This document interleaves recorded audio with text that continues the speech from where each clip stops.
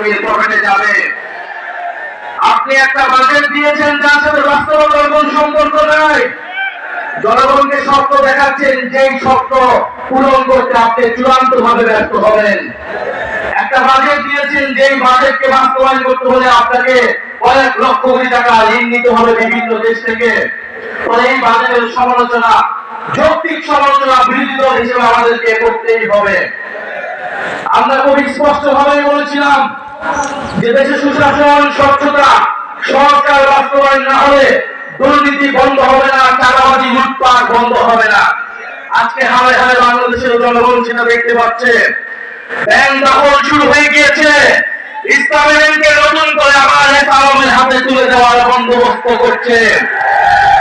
আপনি যতই অস্বীকার করুন না কেন, আমরা জানি এসালামের গাড়িতে চড়ে কে বাংলাদেশের সংবর্ধনা নিয়েছিল। এসালামকে কেন প্রোটেকশন দিচ্ছে বাংলাদেশের জনগণ জানে। ইসলামী ব্যাংককে কাদের হাতে তুলে দেওয়া হচ্ছে এটাও বাংলাদেশের জনগণ জানে।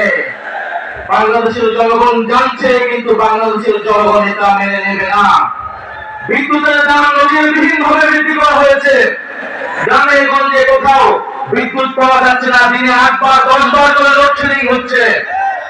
বিদ্যুতের দাম এই সরকারকে বাড়াতে হবেই, কারণ এই সরকার আওয়ামী লীগ সরকারের বড় অসংখ্য চুক্তিগুলো এখনো বহাল লেগেছে।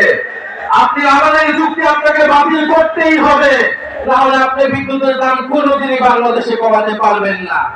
তাহলে আপনি আদানির চুক্তি বহাল রাখবেন, আপনি ইসলামী ব্যাংকে নতুন করে এসালামের হাতে তুলে দিবেন, আপনি দুর্নীতি, চাঁদাবাজি বন্ধ করার জন্য কোনো ধরনের সংস্কার করবেন না, আর আপনার বাজেটকে বিরোধী দল প্রশংসা করবে।